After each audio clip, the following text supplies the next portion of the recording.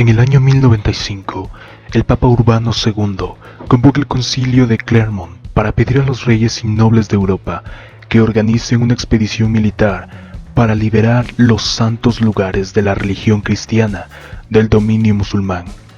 Al grito de "Dios lo quiere", cientos de nobles de pequeño y mediano rango obedecerán el mandato de la Iglesia y se dispondrán a liberar Tierra Santa a sangre y fuego, iniciando uno de los periodos más sangrientos y apasionantes de la época medieval, las Cruzadas. Alejo Comneno, emperador de Bizancio, escribió una carta al Papa Urbano II, pidiéndole ayuda militar en forma de mercenarios cristianos que defendieran las fronteras del Imperio Bizantino. Además, muchos nobles venderían sus tierras a la Iglesia para poder sufragar los gastos de armas y equipo para la expedición. Así pues, la expedición les traería, en teoría, numerosos beneficios para la Iglesia Católica. Al grito de "Dios lo quiere", cientos de pequeños nobles organizaron ejércitos para participar en la expedición. Así pues, los pequeños nobles se tendrían que autofinanciar vendiendo sus tierras. Los pequeños nobles estaban entusiasmados con la idea de liberar los santos lugares y conquistar nuevas tierras y grandes riquezas. Además, contaban con la promesa de la Iglesia de que en su ausencia, sus títulos y tierras serían respetados y defendidos.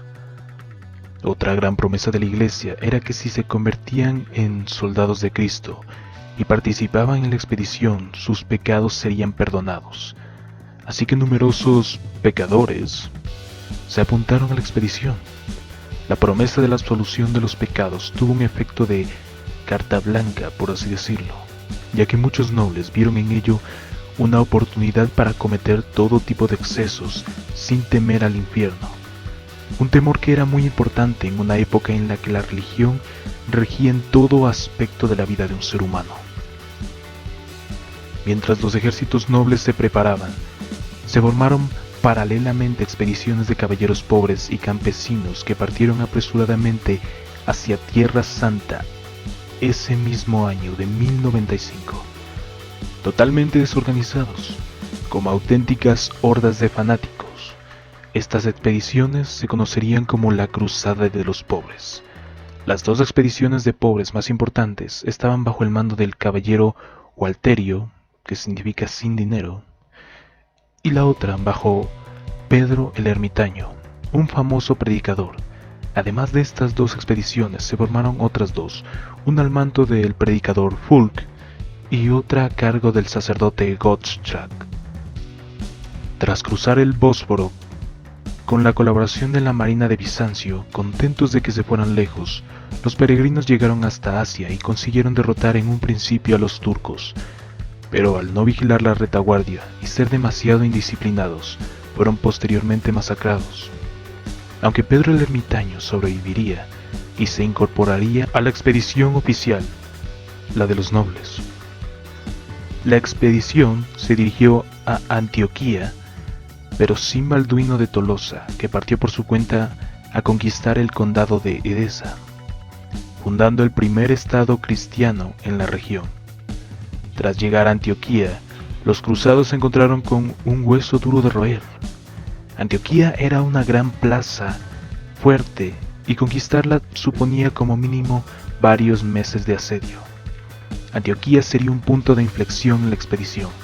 Durante el largo asedio, los ejércitos cruzados librarían durísimas batallas contra los ejércitos turcos, que acudirían al rescate de la ciudad.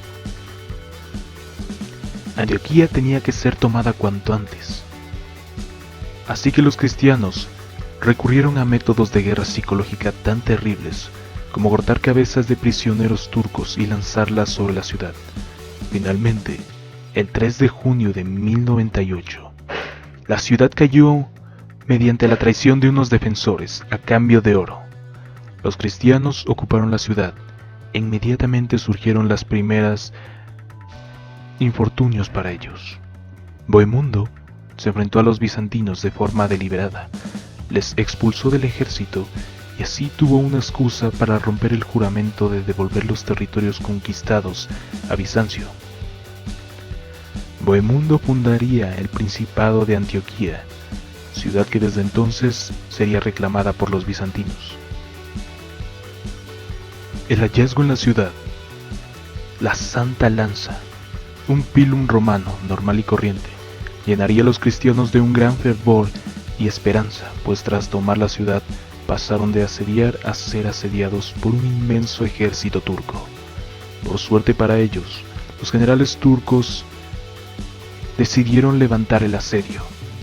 Además, otra desgracia que surgió en Antioquía fue la muerte del obispo Ademar, el único hombre capaz de unir bajo su mando a los distintos ejércitos cristianos. Tras Antioquía, el siguiente paso era Jerusalén, ciudad santa para cristianos, judíos y musulmanes. La ciudad estaba por entonces en disputa entre los fatimíes de Egipto y los turcos, pero a los cristianos les daba igual. Estaban dispuestos a liberar la ciudad a cualquier precio, y tras un duro asedio tomaron la ciudad el 15 de julio del 1099. Al entrar en la ciudad, los cristianos cometieron una de las mayores matanzas de la historia, que encendió un eterno odio religioso entre cristianos y musulmanes. Según las crónicas de la época, en las calles y plazas de Jerusalén no se veían más que montones de cabezas y manos. Se derramó tanta sangre en la mezquita edificada sobre el templo de Salomón que los cadáveres flotaban en ella, y en muchos lugares la sangre nos llegaba hasta la rodilla. Cuando no hubo más musulmanes que matar, los jefes del ejército se dirigieron en procesión a la iglesia del Santo Sepulcro para la ceremonia de acción de gracias. Cerca de 40.000 personas fueron brutalmente asesinadas de cientos de formas diferentes. Había demasiada sangre y destrucción, según ellos, todo en nombre de Dios y de su fe.